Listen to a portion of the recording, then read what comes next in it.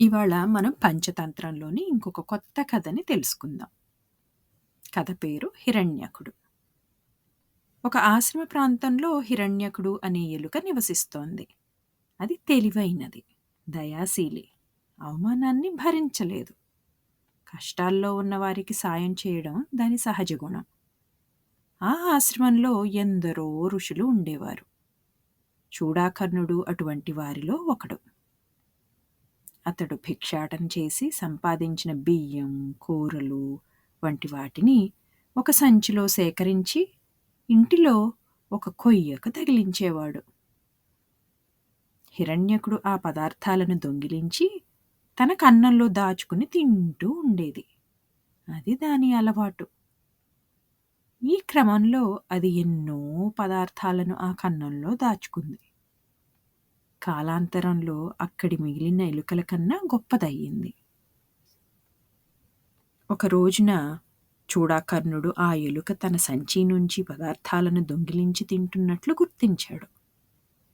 దానికి గుణపాఠం చెప్పి ఈ దొంగాటకాన్ని ఆపు చెయ్యాలని అనుకున్నాడు.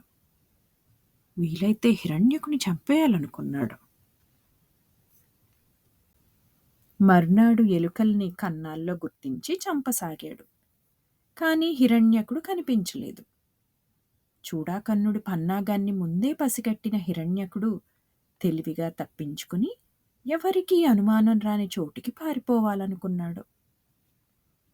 పల్లెల్లో, పట్టణాల్లో ఎప్పుడూ ప్రమాదం ఉంటుంది కనుక అడవిలో నివాసం మేలనుకున్నాడు.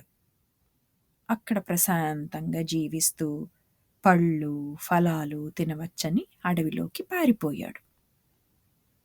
త్వరలోనే ఆ అడవిలో అతనికి ఇద్దరు మిత్రులయ్యారు.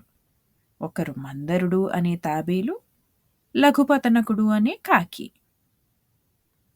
హిరణ్యకుడు, మందరుడు, లఘుపతనకుడు ఆనందంగా స్నేహ జీవితాన్ని గడుపుతున్నారు. కొన్ని రోజుల తరువాత చిత్రగ్రీవుడు అనే పావురం వాటితో స్నేహం కలిపింది. ఒకనాడు ఒక వేటగాడు అడవిలో ఒకచోట గింజలు చల్లి వల పన్ని పక్షుల రాకకై ఎదురు చూడసాగాడు. ఒక మూల దాక్కుని వలలో చిక్కిన పక్షుల్ని పట్టుకోవాలని అతడి ఆశ. ఆ సమయంలో చిత్రగ్రీవుడు మరికొన్ని పావురాలు స్నేహితులతో ఎగురుతూ అటుగా వచ్చి గింజలను తినాలనుకున్నాయి. నేలమీద వాలాలని ప్రయత్నిస్తున్న స్నేహితులతో చిత్రగ్రీవుడు ఇలా అన్నాడు: మిత్రులారా, ఈ అడవిలో ఇలా గింజలు రావడం ఆశ్చర్యం. మనల్ని పట్టుకునేందుకు ఎవరో ఈ కుట్ర పన్నారు. అందుచేత అక్కడ వాలకండి అని హెచ్చరించిన లెక్క చేయక పావురాలన్నీ నేలపై వాలాయి.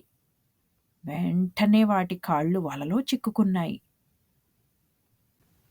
వల నుంచి బయటపడాలని అవి చాలా ప్రయత్నించాయి. ఎగిరిపోవాలని చేసిన ప్రతి ప్రయత్నం వాటి కాళ్లను వలకు మరీ బంధించింది.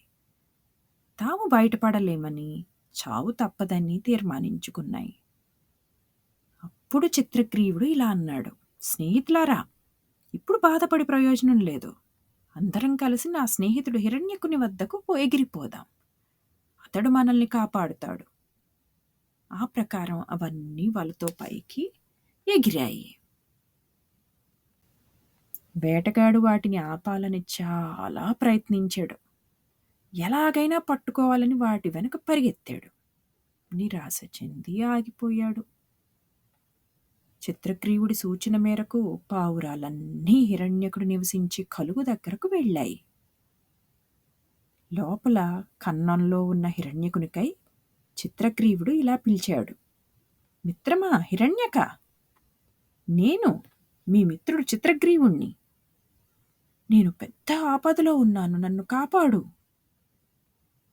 స్నేహితుడి కేక విని హిరణ్యకుడు ఆతృతగా బయటకు వచ్చాడు.